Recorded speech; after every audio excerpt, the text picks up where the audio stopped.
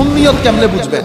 সুন্নিয়ত বুঝবেন আমার নবী দুইটা দিক, একটা মিসলিয়ত একটা ফজিলত। একটা মিসলিয়ত, একটা মিসলিয়ত হচ্ছে এই যে মিসলিয়তের কথা এরা বলে বলে এই যে কথাগুলা বলছে ওইটা মিসলিয়ত। কেন? আমার নবী মানুষ, আমার নবী মানুষ, বাজারে যেত, খানা খেত, শাদি করত, যুদ্ধে যেত, সেটা আমাদেরকে শিখানোর জন্য, আমাদেরকে শিখাইতেই তো এসেছেন। ফেরেশতা হয়ে আসলে তো আর শিখাইতে পারতেন না। এটা আমার নবীর মিসলিয়ত, আমার নবীর মিসলিয়ত।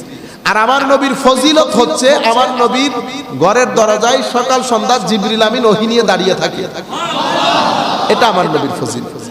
আমার নবীর ফজিলত হচ্ছে এই যে বললাম না, আমার নবী ওই যে আপনার খুশু খুদু পর্যন্ত দেখে। আমার নবীর ফজিলত হচ্ছে আমার নবীকে আল্লাহ আল্লাহর বান্দা হওয়া সত্ত্বেও নাম ধরে ডাকে না। নাম ধরে ডাকলে অসুবিধা আছে? ইয়া মুসা, ইয়া ঈসা, ইয়া হারুন, ইয়া ইয়াহইয়া, কোনটা ডাকে নাই আল্লাহ। কিন্তু মুহাম্মদ রাসূলুল্লাহ একবার বলে দিত ইয়া মুহাম্মদ, কোন অসুবিধা ছিল? আল্লাহ তো মালিক ও মাওলা, আমার আল্লাহ কারো ধারদারে, আল্লাহ মালিক ও মাওলা কাদের মুতলক, কিন্তু আমার নবীকে আল্লাহ সেটা ডাকে নাই। সবার উপর সমালোচনা হয়েছে, সব নবীর উপর, প্রত্যেক নবী যার যার সমালোচনার জবাব দিয়েছে। কাউকে বলা হয়েছে যে তুমি পথভ্রষ্ট, তুমি একটু আহমক, নবী জবাব দিয়েছেন লাইসা বি দালালা লাইসা বি সাফাহা, আমার মধ্যে কোনো দালালত নাই, আমার মধ্যে কোনো আহমকি নাই। একমাত্র নবী যার সমালোচনার জবাব আমার নবী দেওয়ার আগে আল্লাহ দিয়ে দিয়েছে। বলা হচ্ছে আমার নবী তুমি নির্বংশ, আমার নবীকে আল্লাহ চুপ রেখে বলেছেন ইন্না আতাইনা কাল কাউসার ফাসাল্লি লিরাব্বিকা ওয়ানহার ইন্না শানিয়াকা হুয়াল আবতার। জবাব আমার নবী দিচ্ছেন না তো, আল্লাহ আমার নবী তো জবাব দেওয়ার মতো না, আমার নবী। আচ্ছা এই টোনে আল্লাহ কথা বলেন, আল্লাহ আল্লাহ হিসেবে যদি চিন্তা করি, মালিক ও মাওলা হিসাবে, যে হাবিব যারা আপনার সমালোচনা করছে তারা নির্বংশ, এই কথা কি আল্লাহর বলার কথা? এটা আল্লাহর সাথে যায়। কিন্তু আমার নবীর শানে যখন বিয়াদবি হয় আল্লাহ এই পর্যায়ে নেমে আসে। আবু জাহেল আবু লাহাব বলেছে না তোমার দুই হাত ধ্বংস হোক, তুমি এই কাজে আমাদেরকে এটার জন্য ডেকে এনেছো এখানে। আবু লাহাব এটা বলার দের আল্লাহ আয়াত নাযিল করে দিয়েছেন, এ আবু লাহাব তাব্বাত ইয়াদা আবি লাহাব, এ আবু লাহাব তোমার হাত ধ্বংস হোক, আমার নবীর না। এটা আমার আল্লাহ। আচ্ছা আল্লাহ কি এগুলো তো অনরা রাস্তাঘাটে হয় না, হদাই তুমি আর পরে কি হলি তুরকান যোগ্য দুনিয়াতে এলে না, কথাটা অনেকটা এরকম হয়ে গেল না? তুমি আমার নবীকে কি বলবো? তাব্বাত। তো যে এটা হচ্ছে আমার নবীর ফজিলতের দিক। সুন্নিয়ত কোনটা?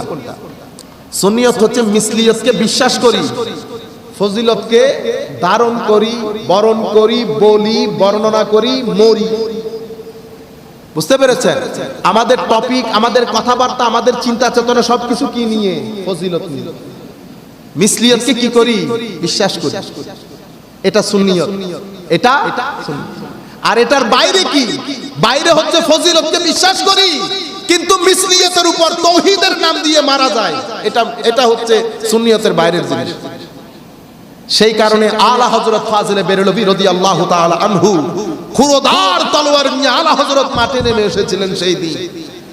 আলা হযরতের তরবারির আওয়াজে, আলা হযরতের, আমি এই তরবারি মানে এমনি তরবারি বলছি না, ইলমি তরবারি, আলা হযরতের ইলমি তরবারির সামনে খুরদার লিখনের মাধ্যমে এই আকীদা আলা হযরত যেভাবে ধাক্কা লাগিয়েছিল, যদি সেই ধাক্কা না লাগতো তো আজকে উম্মতে মুসলিমার বড় দুর্দশা হইতো। বুঝতে পেরেছেন? যারা এই ধরনের কথাগুলা বলেন তারা বুখারী মুসলিমের ওই হাদিসগুলোকে পরিপূর্ণরূপে অ্যাভয়েড করে যান, কখনো জাতির সামনে তুলে ধরেন না। বুখারী মুসলিমের চ্যাপ্টার যদি আপনারা দেখেন, চ্যাপ্টারের মধ্যে কি লেখে দেখেন, এই চ্যাপ্টারটা আমার নবীর প্রতি মহব্বত ঈমানের অংশ, চ্যাপ্টারের নাম। এই চ্যাপ্টার আমার নবীর হাত মুবারক থেকে বরকত নেওয়ার চ্যাপ্টার, অধ্যায়। এই চ্যাপ্টার আমার নবী সাল্লাল্লাহু আলাইহি ইসলামের হাত মুবারক এবং চেহারা মুবারকের সুগন্ধি পাওয়ার অধ্যায়। কি এটা বুখারী মুসলিমের চ্যাপ্টার, কিন্তু আমরা কখনো এই চ্যাপ্টার, এই ধরনের আকীদা যারা পোষণ করেন তারা এই ধরনের কথাগুলো সমাজকে জানান।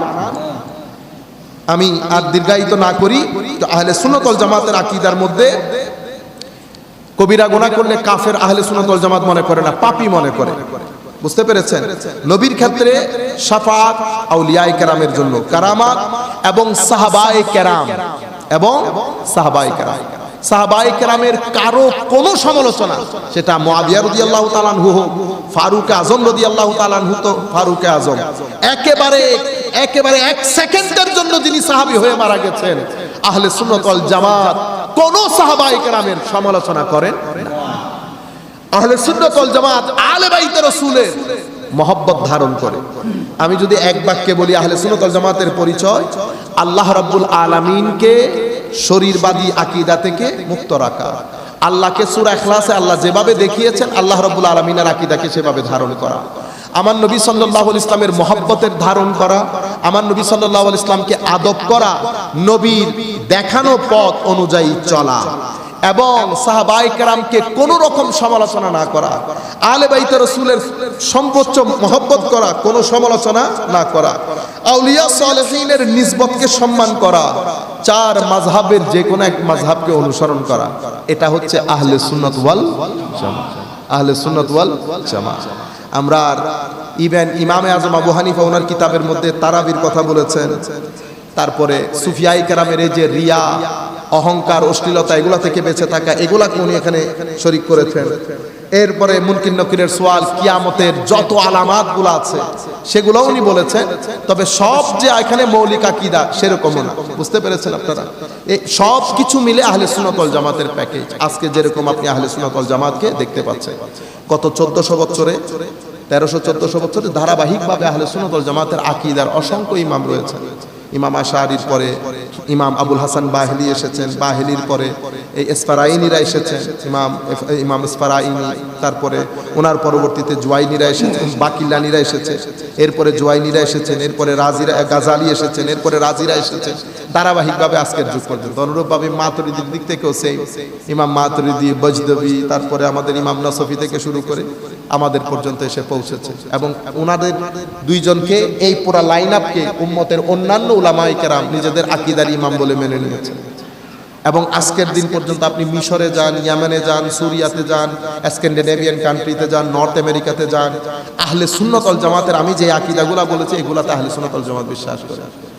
এবং আহলে সুন্নাত আপনি যেখানে যান, লাইলাতুল বারাত পালিত হচ্ছে, ঈদে মিলাদুন নবী পালিত হচ্ছে, হ্যাঁ এগুলো আহলে সুন্নাত ওয়াল জামাতের কি না, মৌলিক আকীদার মধ্যে না, সংস্কৃতি বলতে পারেন। এবং আহলে সুন্নাত ওয়াল জামাত এগুলো পালন করে, আহলে সুন্নাত ওয়াল জামাত এগুলো পালন করে।